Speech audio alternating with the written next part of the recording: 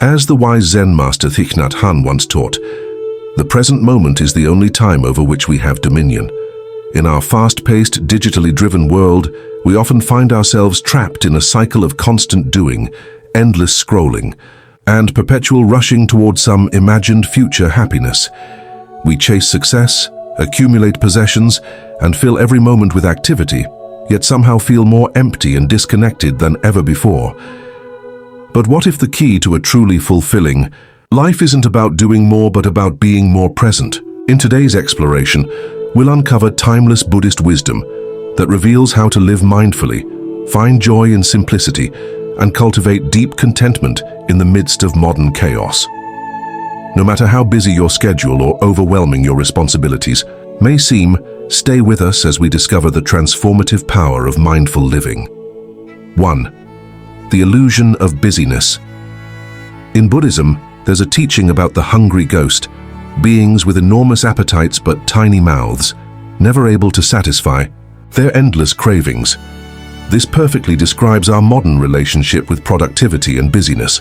We've created a culture that glorifies being constantly occupied, where our worth is measured by how packed our calendars are and how quickly we respond to messages.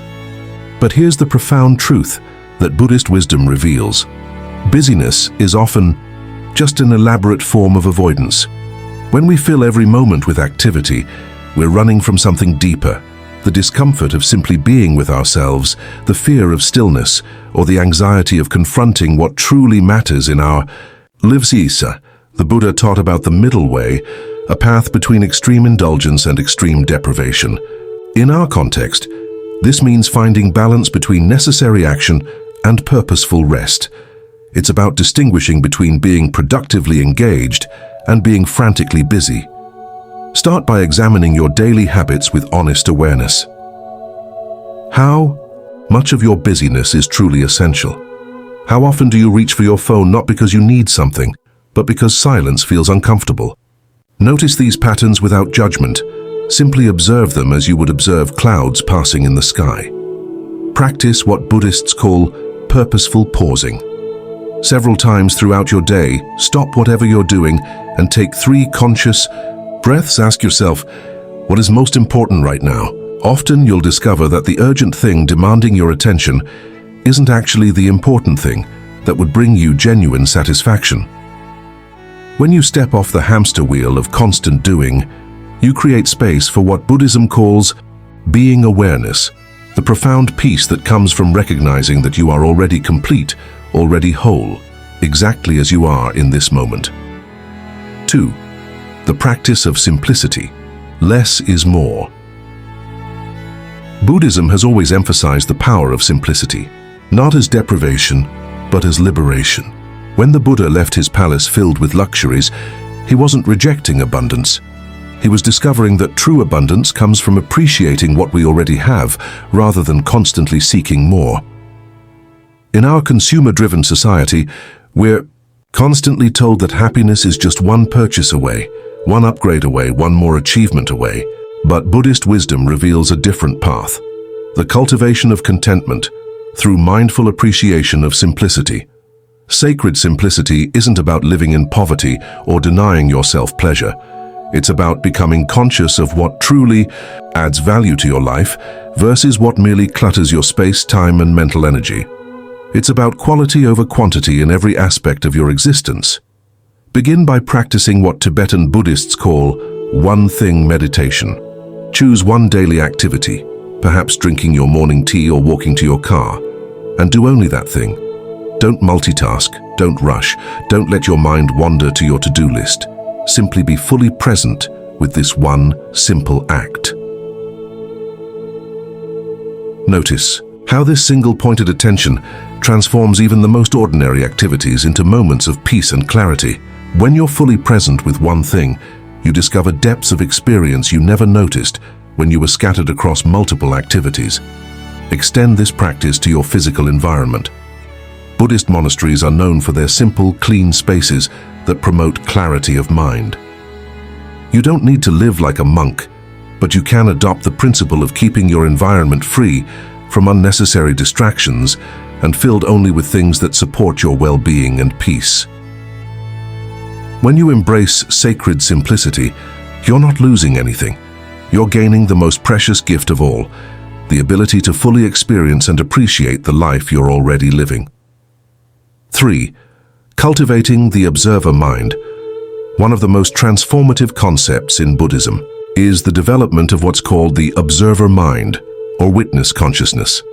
This is the part of you that can step back and watch your thoughts, emotions, and reactions without being completely identified with them. Most of us live our entire lives thinking we are our thoughts and emotions. When anger arises, we say, "I am angry."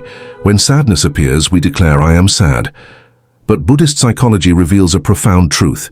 You are not your emotions. You are the awareness that experiences emotions.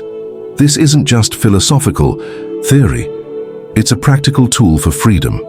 When you can observe your mental and emotional states rather than being completely absorbed by them, you gain the power to respond rather than simply react. You become the director of your inner experience rather than its victim. The practice begins with what Buddhists call noting meditation. Throughout your day, when strong emotions or thoughts arise, simply note them. Anger is here. Worry is present. Excitement is arising. This simple shift in language creates space between you and the experience, allowing you to respond with wisdom rather than being swept away by the emotional current. Develop the habit of asking yourself, who is aware of this thought? Who notices this emotion? You'll discover that there's always a part of you that remains calm and clear, even in the midst of mental storms. This is your true nature, not the changing weather of thoughts and feelings, but the sky in which they all appear. Practice emotional weather reports throughout your day. Just as a meteorologist observes weather patterns without trying to control them, observe your inner weather. The clouds of worry, the sunshine of joy, the storms of anger, with curious, non-judgmental awareness. When you strengthen your observer mind, you discover that you have choice in how you respond to life's challenges. Instead of being a leaf blown by every wind of circumstance, you become like a mountain, stable, grounded, and unshaken by the changing conditions around you. 4. The art of deep listening. In our noisy world, we've forgotten how to truly listen. We listen while planning our response, while judging what we're hearing, while thinking about something else entirely. But Buddhism teaches us about deep listening, a practice that can transform not only our relationships, but our entire experience of life. Deep listening begins with listening to yourself.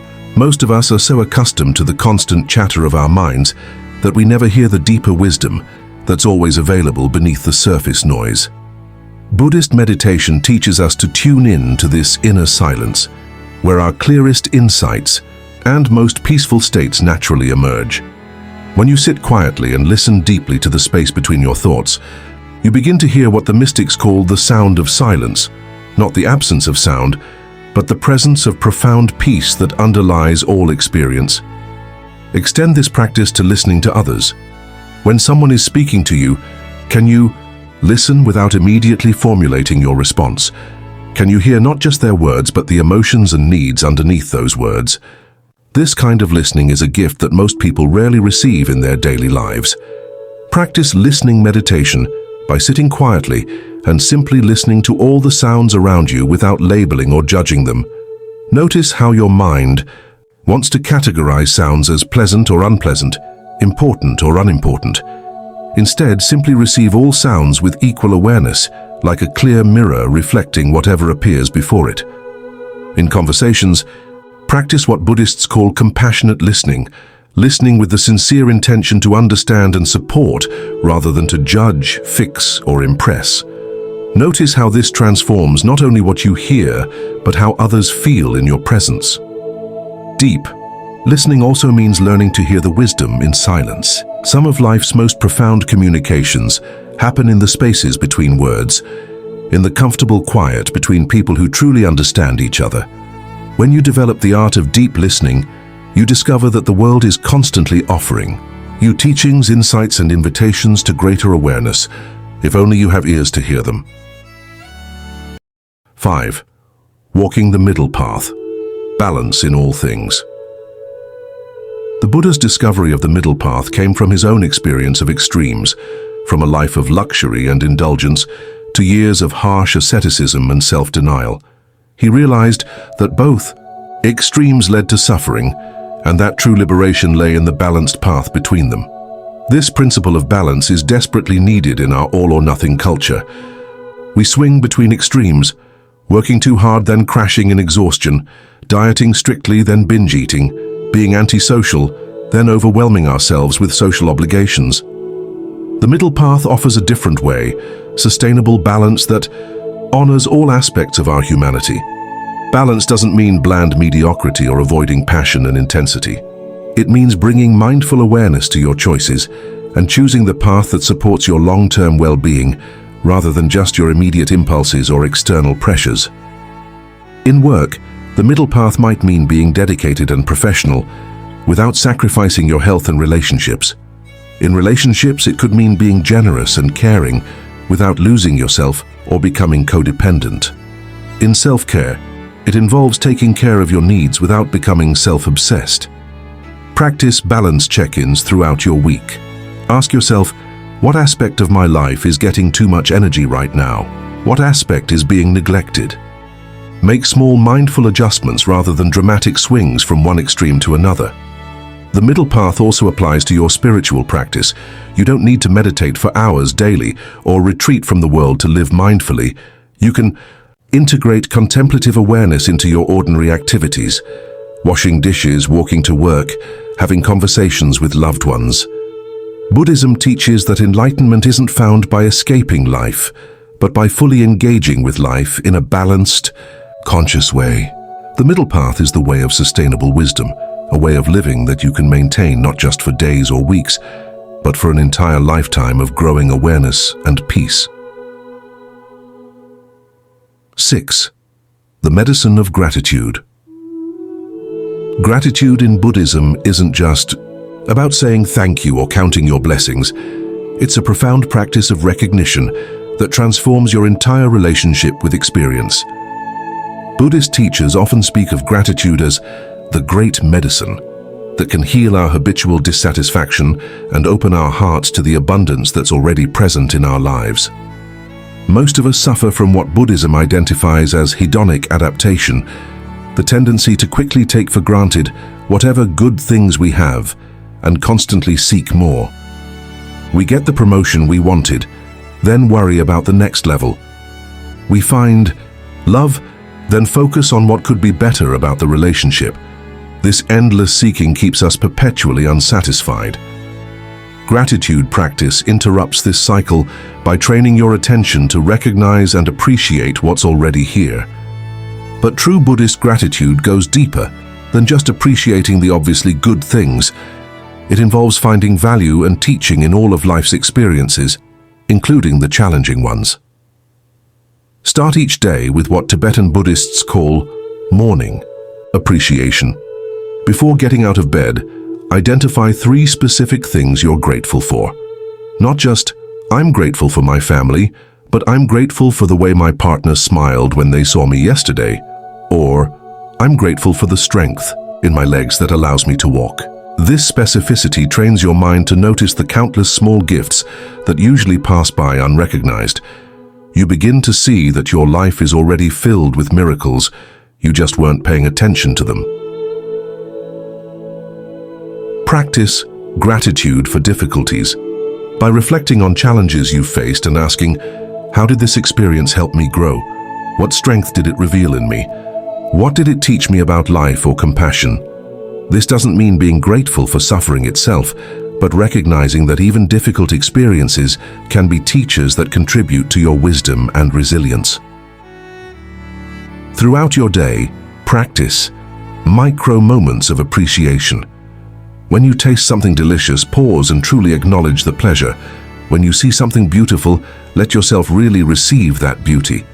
When someone shows you kindness, take a moment to feel the warmth of that connection. Gratitude practice gradually shifts your baseline from what's wrong or missing to what's here that I can appreciate. This isn't about positive thinking or denying problems. It's about developing the capacity to see the fullness of your experience, including its gifts and blessings. 7. Embracing impermanence. Perhaps no teaching is more central to Buddhism than the understanding of impermanence. The recognition that all things are constantly changing, that nothing remains the same forever. For many people, this truth initially feels frightening or depressing, but Buddhist wisdom reveals that truly accepting impermanence is actually the key to both peace and joy. Our suffering often comes from trying to hold on to things that are naturally changing, clinging to youth, to specific relationships, to certain circumstances, to particular feelings or experiences. We exhaust ourselves trying to control and preserve what cannot be controlled or preserved. But when you truly understand and accept impermanence, something beautiful happens. You stop wasting energy fighting the natural flow of life and start learning how to surf the waves of change with grace and wisdom. Impermanence means that your current problems, no matter how overwhelming they seem, will change. The pain you're experiencing won't last forever. The difficult situation you're facing will evolve. This isn't just optimistic thinking, it's the fundamental nature of reality. But impermanence also means that the good times won't last forever in their current form. The people you love will age and eventually die. Your own body will change. Your circumstances will shift. This reality can motivate you to fully appreciate and be present with the good things while they're here, rather than taking them for granted. Practice impermanence meditation by reflecting on how everything in your experience is constantly changing. Notice how your thoughts come and go, how your emotions arise and pass away, how even your body is different from moment to moment. Your breath, your heartbeat, the sensations in your muscles. Extend this awareness to your daily life. When you're stuck in traffic, remember, this traffic jam is impermanent. When you're enjoying a beautiful sunset, remember, this sunset is impermanent. Let me fully receive it now. When you're arguing with someone you love, remember, this conflict is impermanent, but our love can endure. Embracing impermanence doesn't mean becoming detached or not caring deeply about people and experiences. It means loving fully while holding lightly, caring deeply without clinging desperately. When you truly accept the impermanent nature of all things, you discover a profound freedom, the freedom to engage fully with life while remaining peaceful in the midst of all its changes. You become like water, fluid, adaptable, and always finding a way forward. The path of mindful living isn't about perfecting yourself or achieving some special spiritual state. It's about waking up to the life you're already living, finding the sacred in the ordinary, and discovering the peace and contentment that are your birthright as a conscious being. Each of these practices, stepping off the hamster wheel of busyness, embracing sacred simplicity, cultivating the observer mind, practicing deep listening, walking the middle path, developing gratitude, and accepting impermanence, is both a destination and a journey. They support and reinforce each other, creating a way of life that's both deeply peaceful and fully engaged. Remember, this is not about becoming someone different than who you are. It's about removing the layers of distraction, worry, and unconscious habits that prevent you from experiencing your own natural wisdom and peace. Like polishing a mirror, these practices help you see more clearly the clarity and compassion that are already present within you. The beauty of Buddhist wisdom is that it's entirely practical. You don't need to change your religion, move to a monastery, or drastically alter your lifestyle. You can begin exactly where you are, with whatever circumstances you're facing, and start living more mindfully right now. Thank you for taking this journey into the art of mindful living. If these teachings resonated with you, please share them with others who might benefit from this ancient wisdom for modern life. The path of awakening is one we walk together, supporting each other in discovering the peace and joy that are always available in the present moment.